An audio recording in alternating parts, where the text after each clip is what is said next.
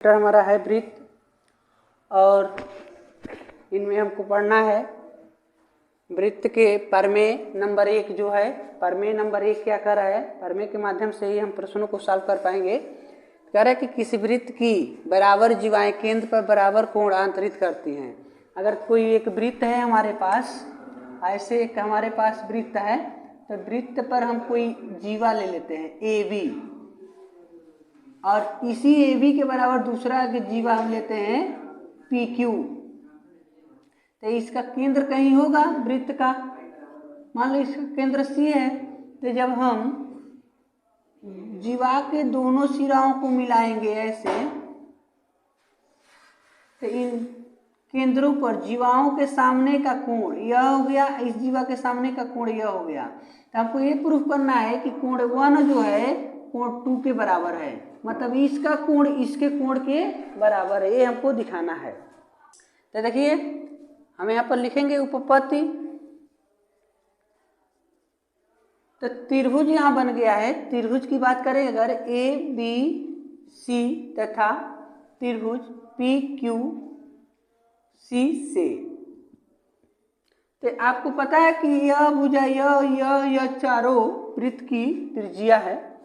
तो आप कह सकते हैं AC जो है दूसरे त्रिभुज के PC के बराबर है, और BC जो है दूसरे त्रिभुज के CQ के बराबर है, और AB PQ के बराबर है। तो दिया ही है वृत्त की बराबर जीवा की बात कहा है। यह वृत्त का त्रिज्या है, तो इसलिए बराबर होगा। तो देख रहे हैं कि ये सब बराबर आ गया, तीनों भुजा। तो कहेंगे त्रिभुज ACB सर्वांगसम है त्रिभुज PQCK। PQCK क्यों? यस के कारण, ठीक है। दोनों त्रिभुज सर्वांगसम है। तो आपको पता है कि सर्वांगसम त्रिभुज के संगत कोण आपस में बराबर होता है। तो देखो वैसे तो यह जब हम त्रिभुज की बात करेंगे तो यह बराबर है, तो यह कोण इस कोण के बराबर होगा, क्योंकि समद्विबाहु त्रिभुज के दो कोण आपस में बराबर होते हैं, यानी बराबर भुजा के सामने का कोण बराबर होता है। इसमें यह इसके बराबर तो यह इसके बराबर, तो बचा कौन? यही केंद्र पर बना कोण। तो जीवा के सामने का कोण है, जीवा जो है हमारे उस जीवा के सामने बना कोण। तो यहाँ पे यह इसके संगत है, तो कहेंगे कि कोण ACB इक्वल है कोण PCQK, क्योंकि ये संगत कोण है। और C का नाम हमने 1 रखा है, यानी ACB का नाम, तो कोण 1 इक्वल टू कोण 2, ये प्रूफ हो गया। यानी बराबर जीवा के सामने का कोण बराबर होता है, यहाँ पर आपको प्राप्त हो गया, ठीक है। अगर प्रश्न में ऐसा क्वेश्चन पूछ देता है तो आप इसी के आधार पर प्रश्नों को सॉल्व कर सकते हैं। कहेंगे यदि एक वृत्त की जीवाओं द्वारा केंद्र पर आंतरित कोण, एक वृत्त की जीवाओं द्वारा, एक वृत्त की कई जीवाएं ले लें और उन जीवाओं से केंद्र पर आंतरित कोण आपस में बराबर हो, तो वे सभी जीवाएं आपस में बराबर होती हैं। यानी जीवाओं द्वारा केंद्र पर बना कोण अगर आपस में बराबर हो, तो वे जीवा भी आपस में बराबर होगी। इसका विलोम प्रमेय नंबर 2 है। त्रिज्याएं आपस में बराबर हो, जब दोनों वृत्त की त्रिज्या आपस में बराबर होती है तो दोनों वृत्त सर्वांगसम होते हैं। तो कह रहा है कि यदि उनकी त्रिज्या बराबर हो तो सिद्ध कीजिए कि सर्वांगसम वृत्तों की बराबर जीवाएं केंद्र पर बराबर कोण बनाती है। अब यहाँ कह दिया कि हम उनके जो सर्वांगसम वृत्त है तो उनमें हम बराबर जीवा लेंगे, तो बराबर जीवा के सामने का जो कोण होगा केंद्र पर बनेगा, तो दोनों कोण आपस में बराबर होंगे। जैसे हम कह सकते हैं, यहाँ पर हम ले लेते हैं बड़ा यानी इतना, एक वृत्त यह हो गया और एक वृत्त यह होता है। इनका केंद्र O, इनका केंद्र P।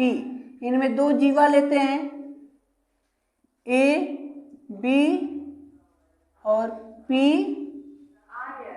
चलिए आर और यस लेते हैं, आर और यस, ठीक है। तो हम यहाँ लिख देते हैं दोनों वृत्त सर्वांगसम है। प्रश्न कह दिया है प्रश्न में कि दोनों वृत्त क्या है, सर्वांगसम है।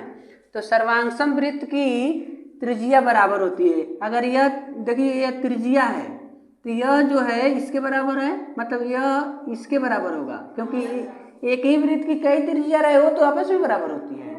तो यह तो इसके बराबर है, लेकिन ये दोनों वृत्त सर्वांगसम है तो यह जो है इसके बराबर होगा, यानी ओ ए बराबर पी आर और ओ बी बराबर पी एस होगा।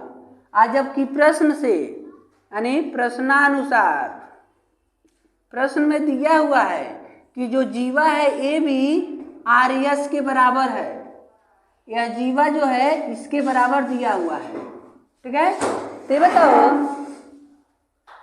तो ये बताओ कि यह जो त्रिभुज है यह और यह त्रिभुज, जब दोनों त्रिभुज में देखा जा रहा है कि यह भुजा इसके बराबर है, यह भुजा इसके बराबर है, यह भुजा इसके बराबर है,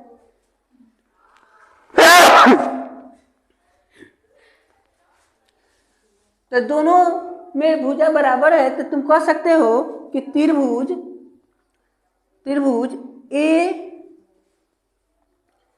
ए ओ बी सर्वांगसम है त्रिभुज आर पी एस के, यस यस यस से, यस यस यस के कारण ये सर्वांगसम होंगे। तो आपको ये भी पता है कि सर्वांगसम त्रिभुज के संगत कोण आपस में बराबर होते हैं। सर्वांगसम त्रिभुज के, तो यहाँ लिखेंगे सर्वांगसम त्रिभुज के संगत कोण आपस में बराबर होते हैं।